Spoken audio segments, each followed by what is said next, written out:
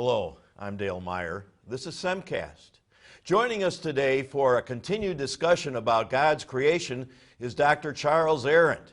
And today we are going to talk about the Christian story includes all of creation. Dr. Arendt is a professor of systematic theology here at Concordia Seminary in St. Louis, but has developed an expertise in the stewardship of God's living earth. In fact, you were the primary author of what document? Well, it's a document prepared by our Commission on Theology and Church Relations at the request of our convention, and it is entitled, Together with All Creatures, Caring for God's Living Earth. And that will be available for our Semcast viewers to get, to study, to use for discussion purposes? Absolutely. Yeah, great. Now, in our first little Semcast on this topic, we introduced the subject. Mm-hmm. And you said a number of things that stimulated my mind, and I hope stimulated your thoughts as well. Now, specifically, we want to talk about the Christian story includes all of creation. You know, how does this topic fit into the Christian story? It kind of seems like it might just be, oh, yeah, that too, you know? Yeah, and I think a lot of times it is. In fact, one of the criticisms often leveled against Christians is that Christians are only concerned about themselves and about personal salvation, if you will.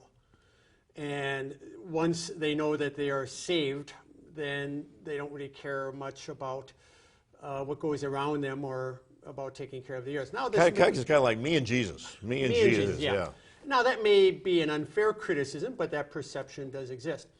So I think it's important that as Christians we understand that the topic of creation, and for that matter, our care for creation, is important to the entire Christian story. In other words, it raises questions about were the other animals and rest of creation simply background scenery for the story of our personal salvation, but have no role to play and are not really part of the promise of the new creation or the work of Christ. How does this work out? Because I'm trying to get my head around it.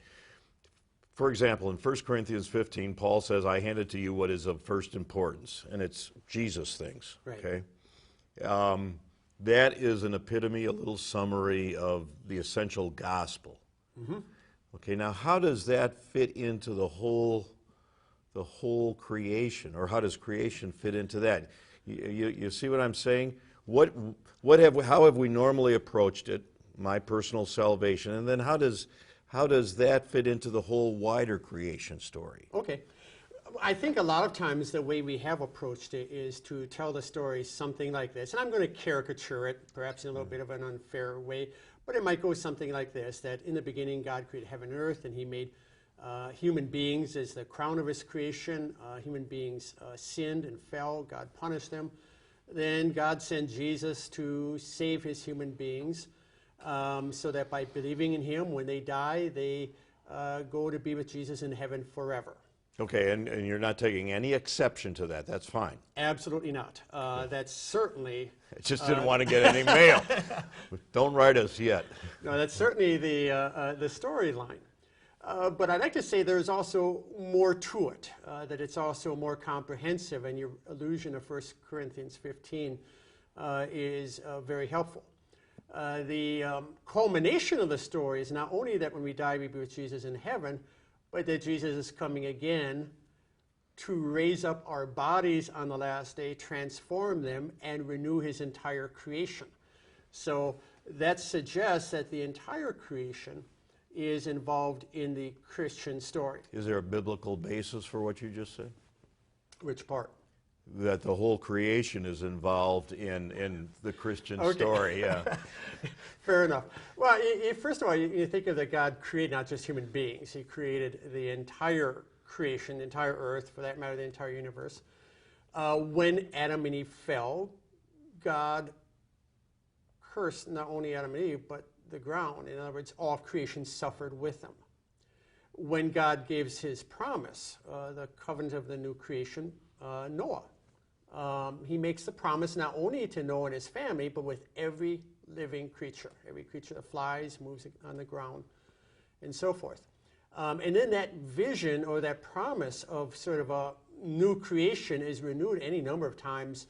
One only needs to think of several passages through Isaiah, Hosea 2, the prophets. And for that matter, when Jesus comes, think of his miracles, the calming of the water, the feeding of the 5,000, how he talks about the way the Father cares for the sparrows and ravens.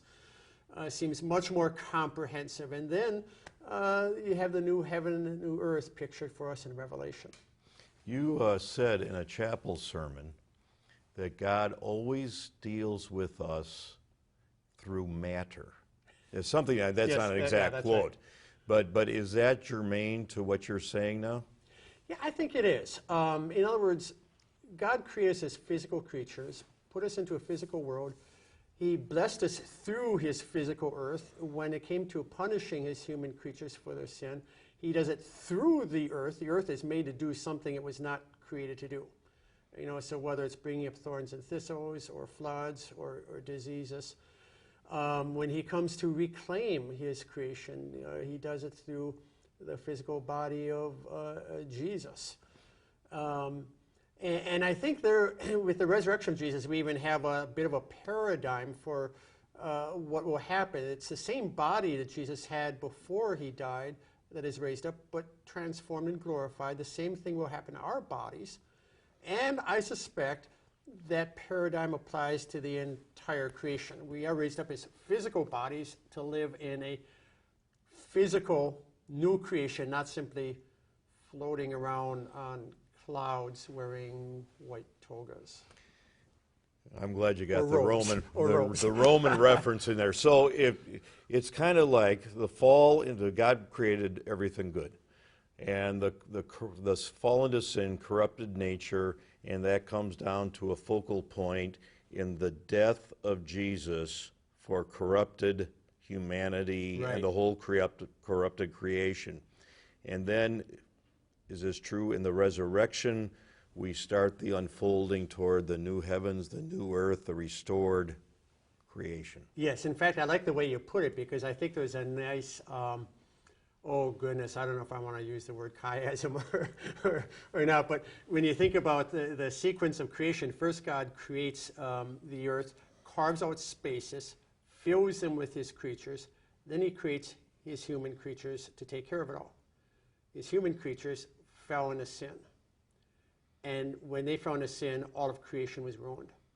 So God begins restoring his creation at the point where it was ruined with his human creatures.